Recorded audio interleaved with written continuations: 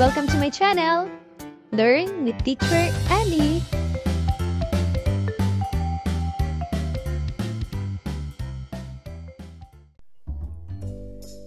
Matatag Curriculum, Araling Panlipunan, Grade 4, Quarter 3, Week 2. Ang ating tatalakayin ay tungkol sa ang pambansang pamahalaan, separation of powers at tatlong sangay ng pamahalaan. Pamantayang pangnilalaman na ipamamalas ang pag-unawa sa papel na ginagampanan ng mga pinuno at iba pang naglilingkod sa pamahalaan tungo sa pagkakaisa, kaayusan at kaunlaran ng bansa. Pamantayan sa pagganap, nakagagawa ng proyektong nanghihikayat sa mga kapwa mag-aaral sa pagtataguyod at pakikiisa sa mga pinuno at iba pang naglilingkod sa pamahalaan.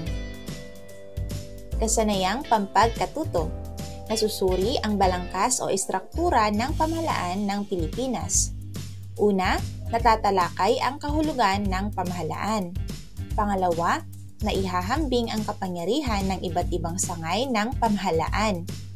Pangatlo, nahihinuha ang ugnayan ng mga sangay ng pamahalaan sa ikauunlad ng bansa. At pang-apat, nakakagawa ng balangkas o istruktura ng pamahalaan ng Pilipinas. Simulan na natin mga bata. Day 1. Mga bata, alamin ang konsepto o aralin mula sa mga clues at simbolong makikita na nagpapahayag ng kahulugan nito.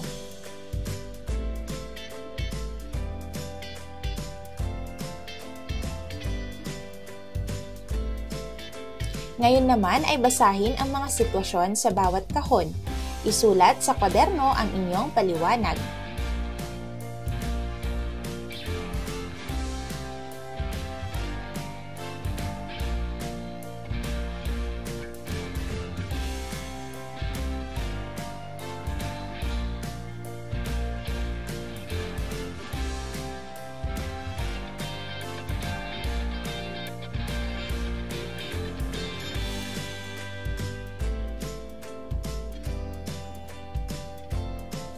Mga bata, ngayon naman ay buuin mo ang mga salita ayon sa paglalarawan ng pangungusap. Gawing gabay ang mga pahayag na makikita sa ibang hanay upang matukoy ang konsepto.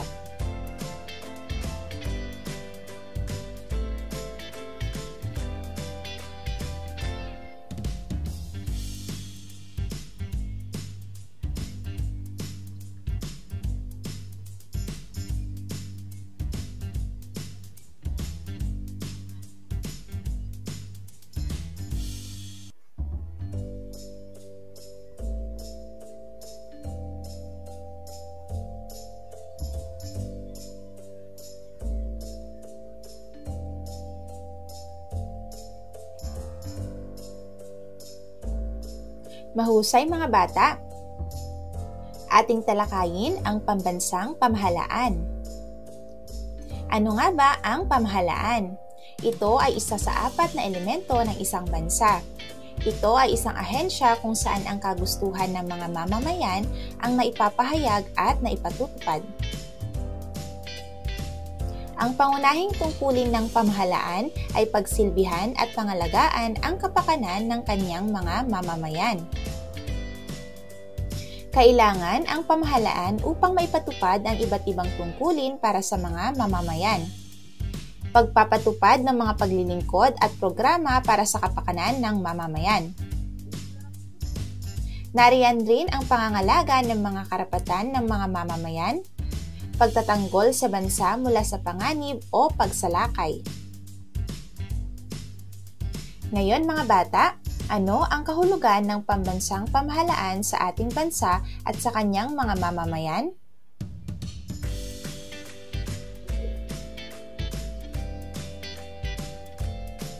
Ano ang mga mahahalagang tungkulin o kahalagahan ng pambansang pamahalaan?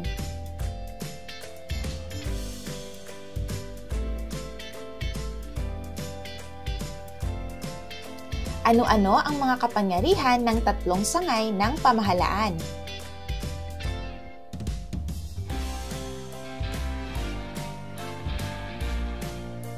Sa inyong palagay, Maganda o akma ba ang ganitong uri ng pamahalaan sa ating bansa? Pangatwiran ang sagot.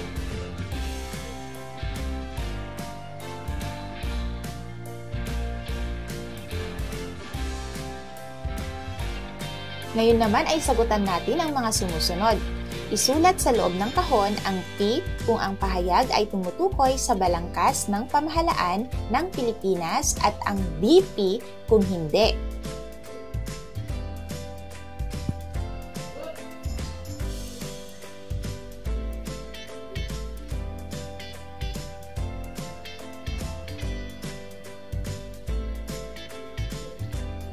Kompletuhin ang PMI chart. Isulat sa column P ang mga kahalagahan, positive o advantages ng pamahalaan at sa column M ang disadvantages ng ating pinag-aralan. Sa column I naman ang mga kawili-wiling bagay na inyong natuklasan sa ating aralin.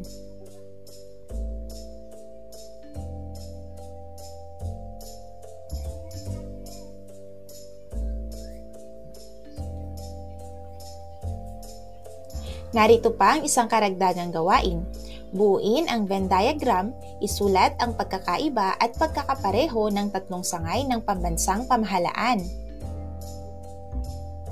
Samantala, sa pamahalaang lokal, inyong itatala ang mga tungkulin at gampanin ng iba't ibang unit ng lokal na pamahalaan.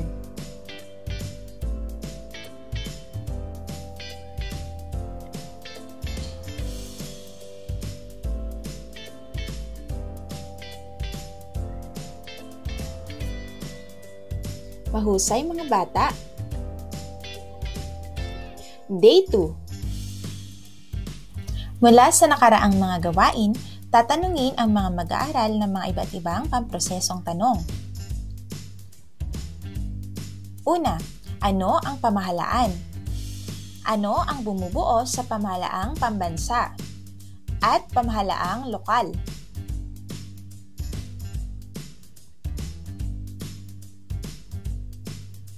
Ano ang mga sangay o institusyong bumubuo sa pamahalaan?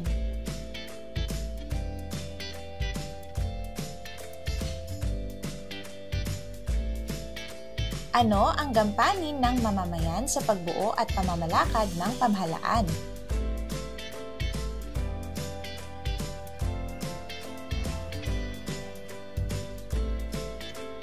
Ano ang kailangan taglayin ng mamamayan at pamahalaan para mas mapaunlad pa ang bansa?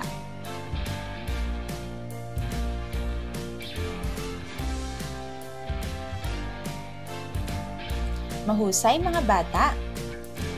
Ngayon naman ang mga mag-aaral ay isasagawa ang pagsusuri sa mga tanong na sumasailalim sa isinasagawa nilang naunang gawain. Hahanap sila ng kapareha at kanilang pag-uusapan o sasagutan ang mga sumusunod na katanungan. Bakit mahalagang malaman ang kahalagahan at balangkas ng ating pamahalaan? Bakit kaya mahalaga na may ugnayan ang lahat ng sangay ng pamahalaan?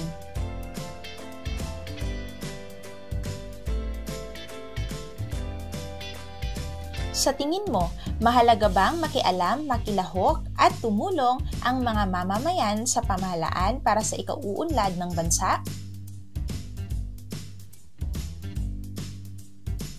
At may mga tanong ka pa bang naisip na gustong malinawan tungkol sa paksa? Isulat ito sa patlang.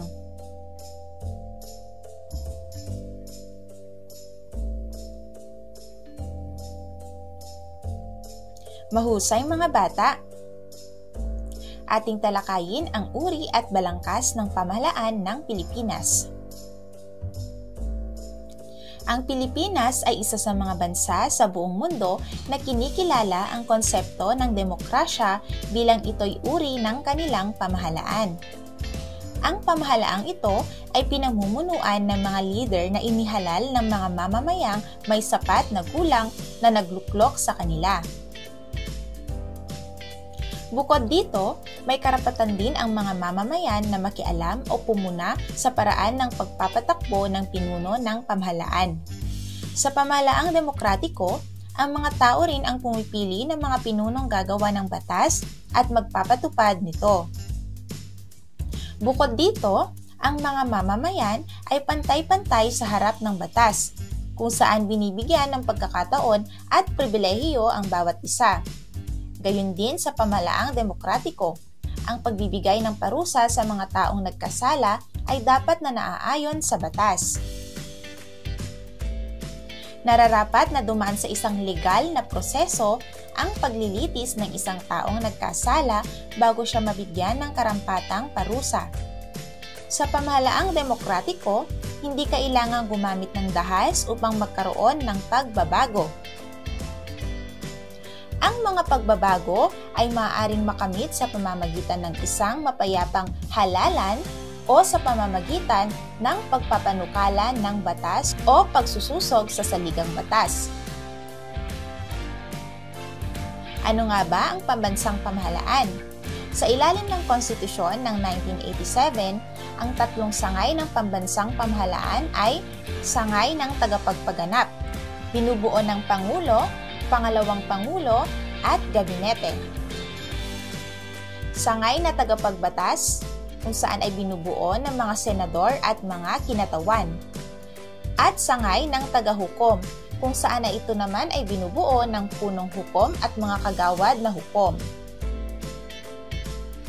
Ang Pilipinas ay isang bansang demokratiko. Ang nagpapatakbo ng pamahalaan ay ang mga taong inihalal ng taong bayan, kaya masasabing ang mga mamamayan ang pinanggagalingan ng kapangyarihan. Ang tatlong sangay ng pamahalaan ay mayroong pantay-pantay na kapangyarihan. Maaaring itama ng isang sangay ang kabilang sangay lalo kung mayroong nilabag na batas o di kaya ay di ginagamit ng wasto ang isang sangay ang kanilang kapangyarihan. Ang konseptong ito ay tinatawag na check and balance. Ngayon ay kompletuhin ang concept map upang matalakay ang kahulugan at kahalagahan ng pambansang pamahalaan.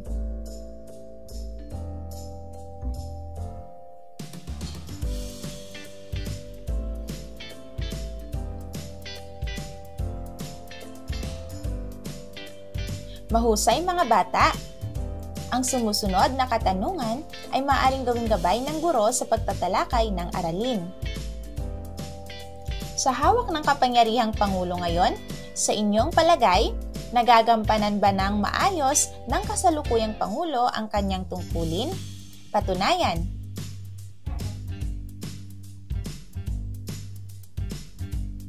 Paano nakatutulong sa pag-unlad ang mga gabinete ng bansa?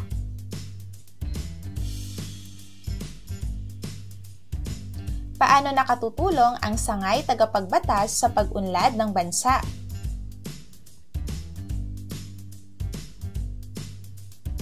Sa inyong palagay, bakit mahalagang mabantayan ang mga kilos at pag-uugali ng mga pinuno at kawani ng pambansang pamahalaan?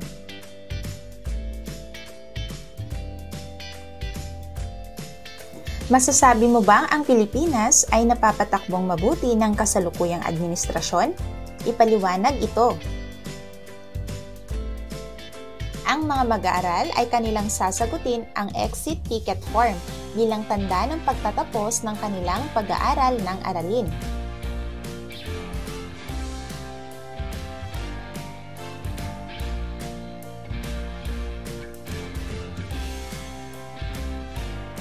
Ngayon naman ay sagutin ang mga sumusunod.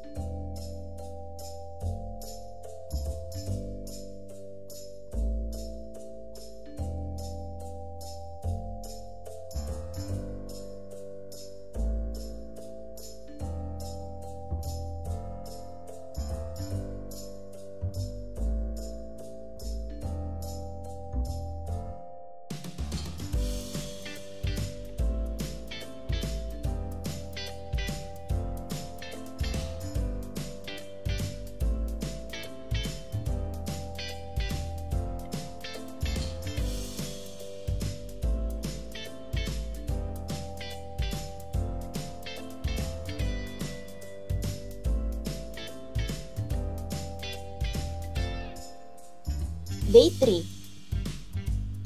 Ngayon mga bata, gawin naman natin ang KWHL chart or hashtag ikwento, wariin, hanapin, lagumin. Hinihingi ng makikitang chart ang iyong inisyal at pinal na pag-unawa patungkol sa aralin. Unan ang hinihinging impormasyon.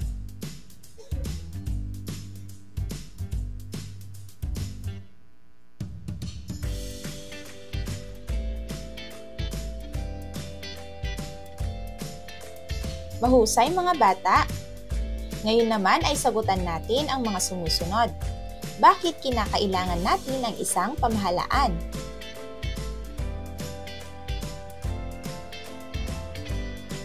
Ngayon ay hanapin at bilugan ang tatlong salita na mayroong kaugnayan sa pamahalaan. Gawin ito sa loob ng 2 minuto sa iyong sagutang papel.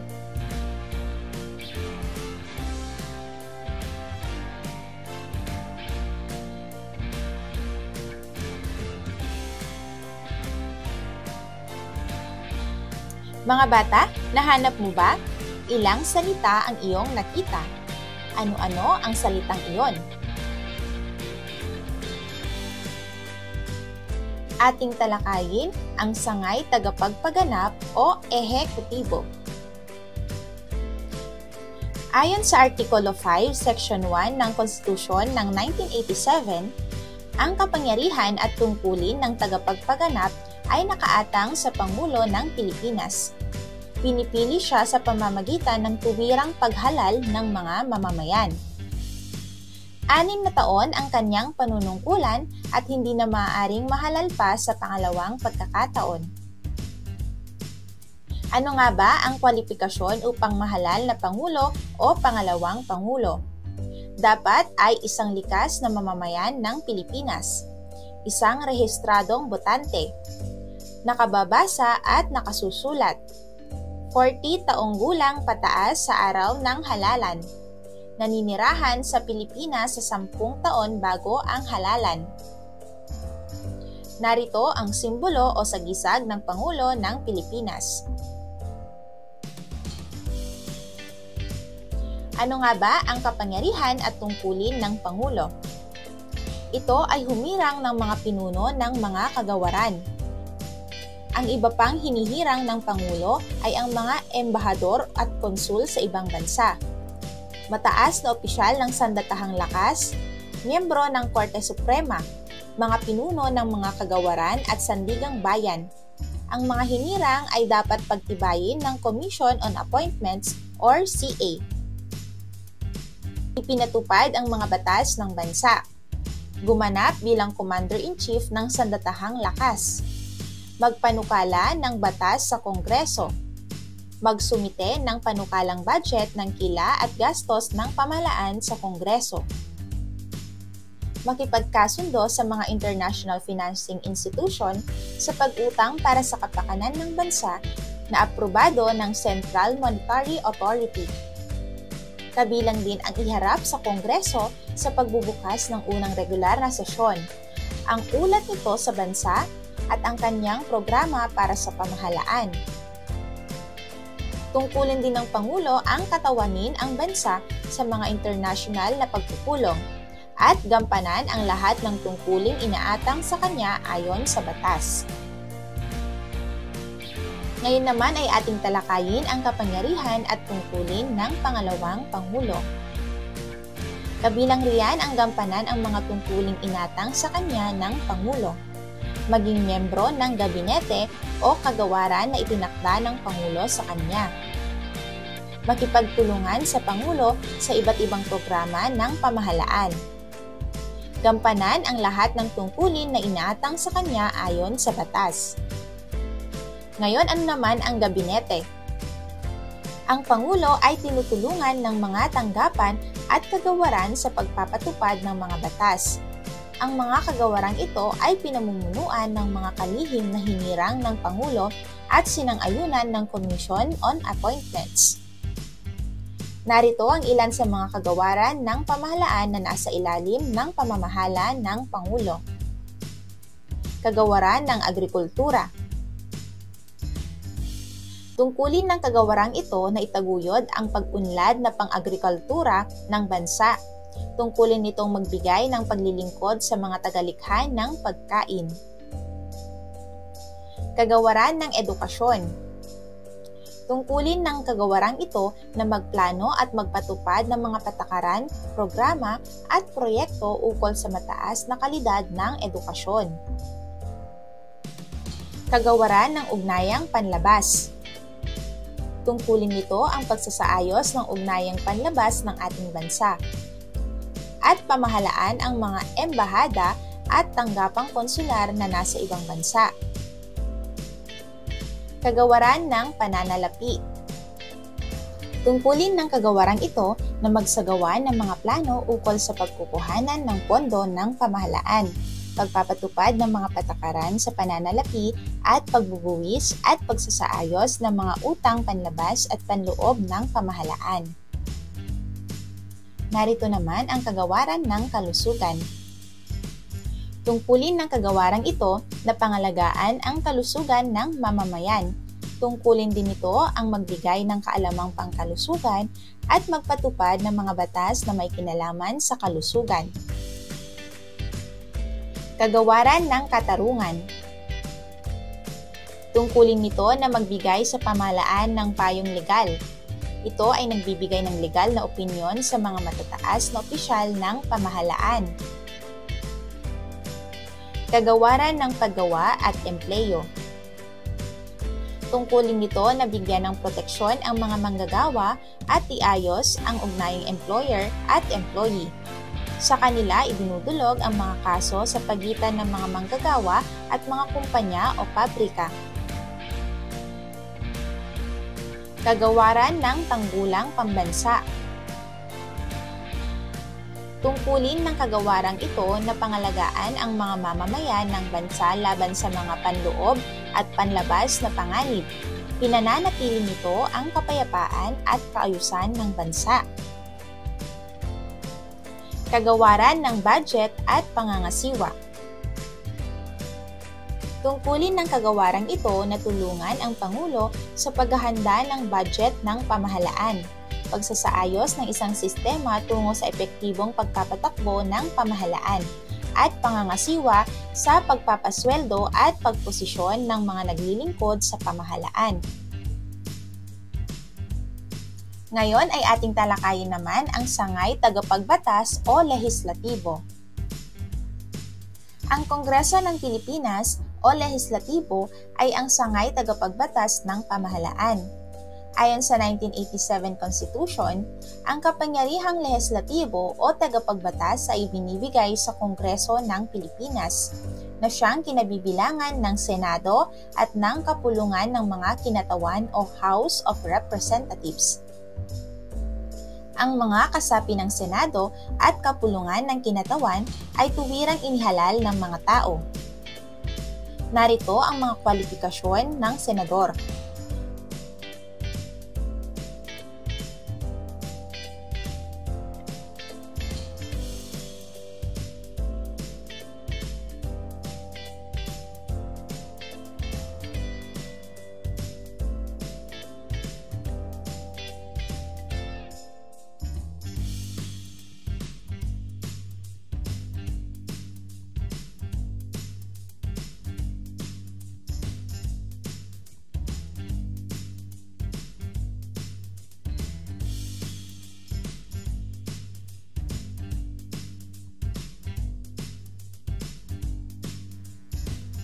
Ngayon, narito ang isang gawain.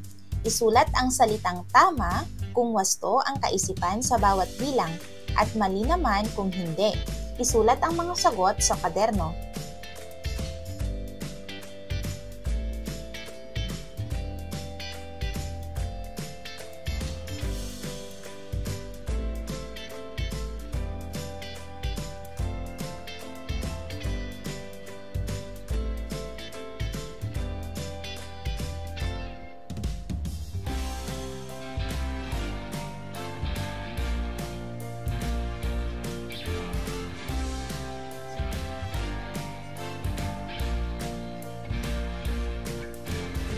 Ngayon naman, gawan mo ng tali ang logo at idugtong sa tamang paglalarawan ayon sa nakasulat na salita sa loob nito.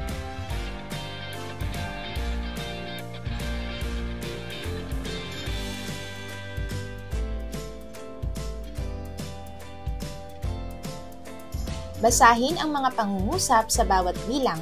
Isulat ang fact kung ito ay nagpapahayag tungkol sa pamahalaan at bluff naman kung hindi.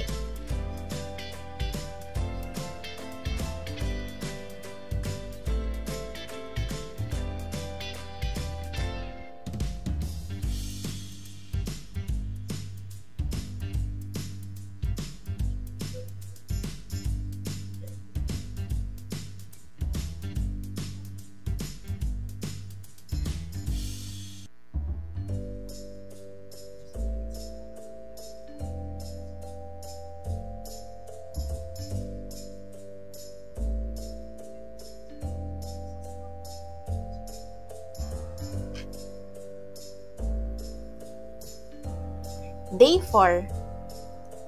Analohiya, panuto, isulat sapat lang ang hinihinging katambal na salita sa bawat bilang. Gawing batayan ang nauna o sumunod na magkatambal na salita. Gawin ito sa sagutang papel.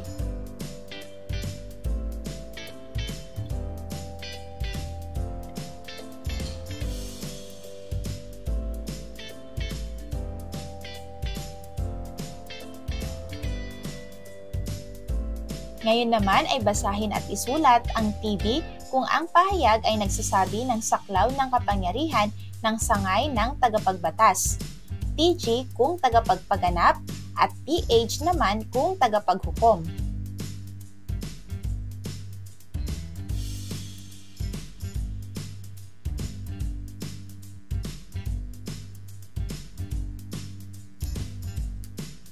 Mahusay mga bata! Ngayon ay ating talakayin ang mga bumubuo ng lehislatura. Binubuo ng 24 senador at 297 kinatawan ang lehislatura. Ang mga senador ay nanunungkulan sa loob ng 6 na taon at maaaring mahalal sa 2 magkasunod na termino. Inihalal sila ng mga mamamayan ng buong Pilipinas. Ang mga kinatawan ay may 238 mambabatas na pandistrito at 59 na pansektor ng mga kinatawan. Ang mga kinatawan ay inihahalal ng mga tao sa distrito na kanilang kinatawan, ayon sa ika-17 Kongreso. Naglilingkod ang mga kinatawan sa loob ng 3 taon, ngunit hindi maaaring higit sa 3 magkakasunod na termino. Narito ang itsura ng batasang pambansa at sesyon sa Kongreso.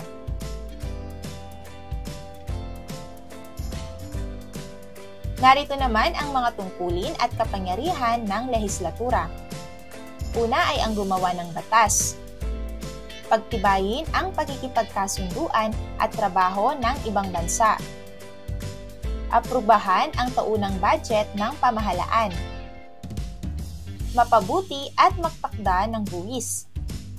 Aprubahan ang paghirang sa tungkulin sa ginawa ng Pangulo sa pamamagitan ng komisyon sa paghirang sa tungkulin. Ating alamin naman ang sangay panghukuman o hudikatura. Ang mga korte ay isa pang pangunahing sangay ng pamahalaan.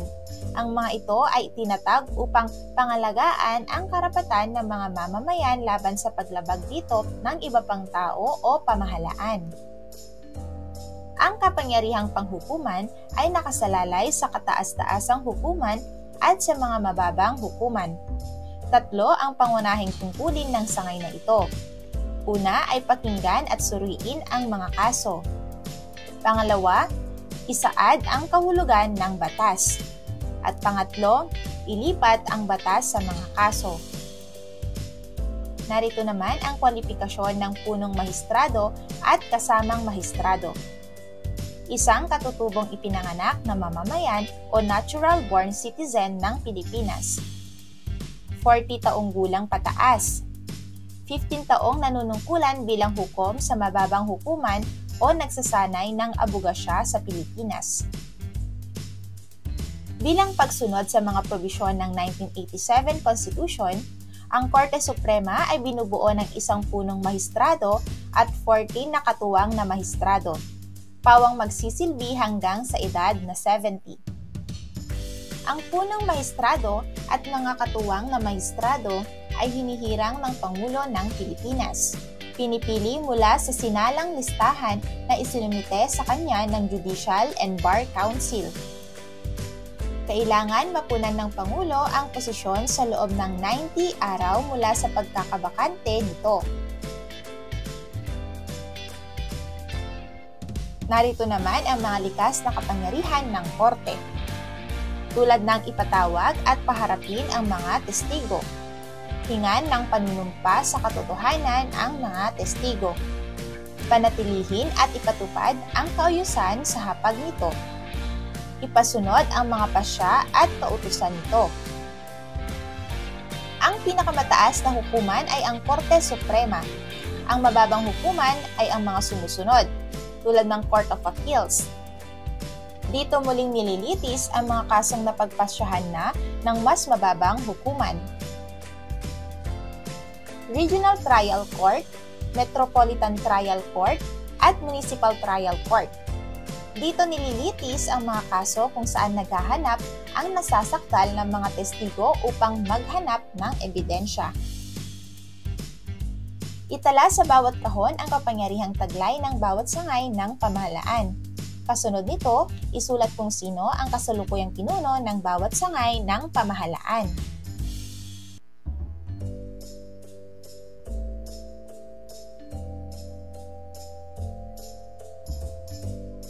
Mahusay mga bata! Ngayon naman ay tukuyin ang isinasaad ng mga sumusunod na pangungusap.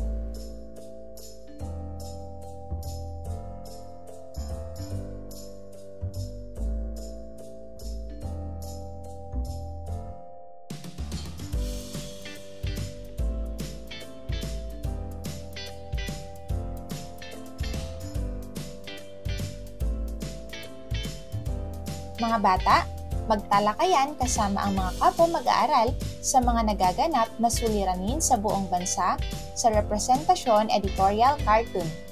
Iyong tukuyin ang mga problema, posibleng ahensyang tutulong, at mga posibleng paraan o aksyon para ito ay maresolba.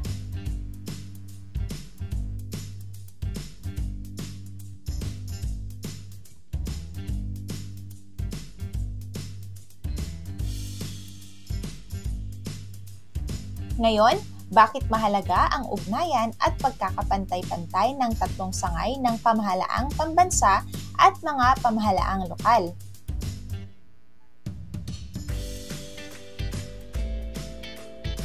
Mahusay mga bata!